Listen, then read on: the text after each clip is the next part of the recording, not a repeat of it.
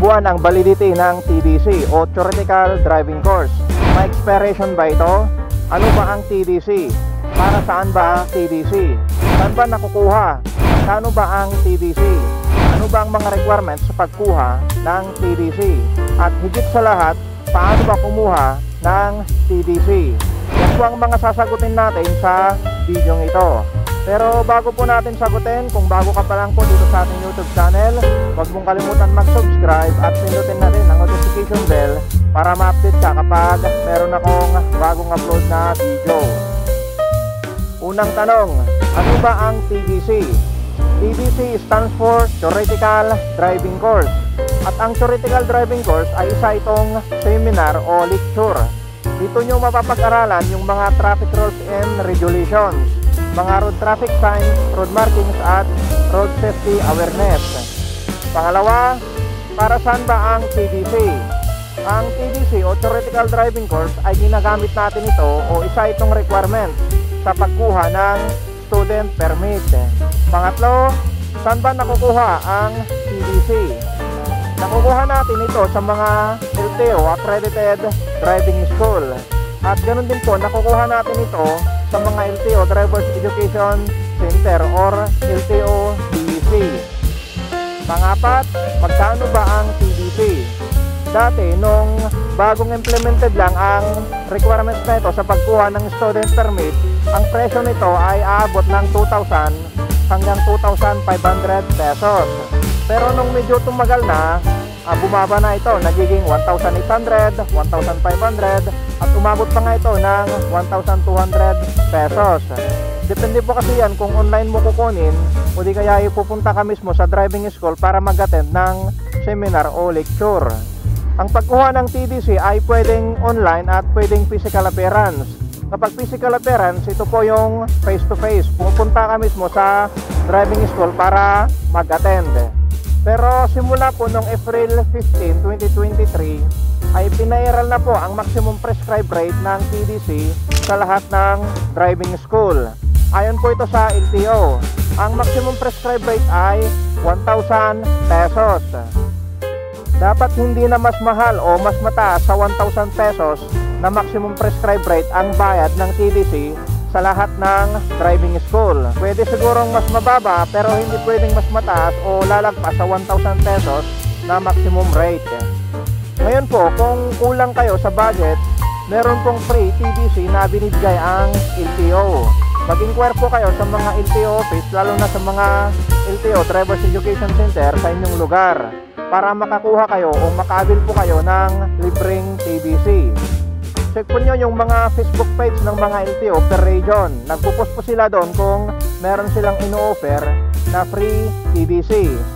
Last May 10, 2023, nag-anunsyo po ang LTO na magsasagawa o itaraos nila ang malawakan at libreng theoretical driving course sa buong bansa. Pero medyo pahirapan ang pagkuha ng slot sa LTO Drivers Education Center. Kunti lang po kasi ang slot nila, ang daming nag-a-apply. Kaya taga lang po ang kailangan para makakuha po kayo ng slot. Pero subukan nyo pa rin mag-apply. Sayang po yung libreng TDC kung hindi naman po kayo nagmamadali. Pero kung nagmamadali po kayo, pwede naman po kayong dumiretso na sa mga LTO Accredited Driving School kung hindi nyo na maantay yung slot sa LTO Drivers Education Center. Panglima, ano ang mga requirements sa pagkuha ng TDC? Ito po yung mga requirements sa pagkuha ng TDC. Una, original and one photocopy of PSA or NSO Certificate of Live Birth. Yung PSA o di kaya NSO po dati. Pangalawa, original and one photocopy of valid government issued identification card or ID. Dapat hindi expired Ang sabi dyan, dapat valid pa ito.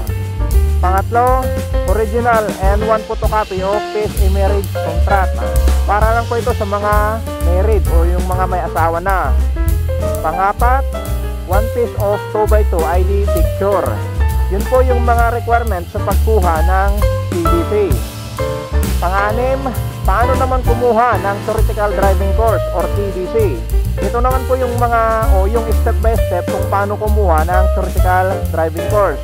First step, kapag kumpleto nyo na yung mga requirements na ating nabanggit, maghanap na kayo ng accredited LTO driving school kung saan may mas malapit sa inyong lugar. Mag-enroll na po kayo, magpa-schedule na kayo kung ano ang araw na bakante kayo o hindi ito conflict sa inyong trabaho. Kung may trabaho man kayo o di kayo nag-aral, magpa-schedule na kayo yung free na oras or time niyo para hindi mag-conflict. At mamili na din kayo kung anong gusto nyo, kung online ba o di kaya face to face. Itong TDC po ay 16 hours ito at hinati sa 3 session o 3 araw. At sa isang araw ay take to 5 hours. Kaya lahat yan ay 3 araw. At kada session po ninyo, pagkatapos ng klase o lecture nyo, o di kaya seminar sa isang araw, meron po kayong quiz or exam. Pero sa pangatlong araw, yun na yung pinaka-final exam ninyo. Kailangan may pasa nyo yung exam. Kung sa online mo naman kinuha ang TDC, sa final exam, kailangan mong pumunta sa driving school kung saan ka nag-enroll o saan mo kinuha ito at doon mo i-take yung final exam. Hindi ka po pwede sa online. Kailangan pumunta ka pa rin face to face o physical appearance kapag final exam na. Bali, 100 items po yung question doon at dapat makakuha kayo ng 80 na tamang sagot para makapasa. Dapat mag-review talaga kayo yung mga module o reviewer na binigay nila at lahat ng pinag-aralan nyo sa seminar o lecture, yun lang din po yung mga tanong sa exam. Kaya walang dahilan na babagsak po kayo. Pero kung talagang bagsak kayo, pwede kayong ulit mag-exam hanggang sa may pasa ninyo. Pero kinabukasan na ang retake ninyo. At kung nagkukulang naman po kayo sa budget, tulad po ng sabi ko, pwede po kayong kumuha sa LTO Drivers Education Center. Kailangan nyo lang po kumuha ng slot. At pang-7, ilang buwan ang validity ng TDC o Theoretical Driving Course. May expiration ba ito? Ayon po sa staff o personal ng LTO nung pumunta ako at nagtanong doon, ang sabi niya 2 years ang validity ng TDC. Ulitin ko 2 years po ang validity ng ating TDC. Pero kapag nakakuha na kayo ng TDC, kuha na agad kayo ng student permit. Gamitin nyo na agad ang TDC ninyo. Huwag nyo nang pabutin pa ng mga ilang buwan o taon bago nyo gamitin na kukuha o mag-apply ng student permit.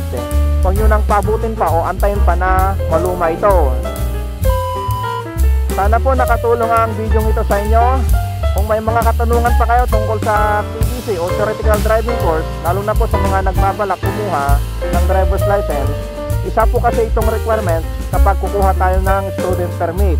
At ang student permit ay requirements din po ito sa pagkuha ng non-professional driver's license o bagong driver's license. Mag-comment lang po kayo o di kaya ay mag-direct message po kayo sa ating FB page, Responsible and Law-Abiding Driver. Maraming salamat po sa panonood and God bless. Sumunod po tayo sa mga batas trapiko para maging responsible and law-abiding driver tayo. Mag-ingat po tayo sa ating pagmamaneho.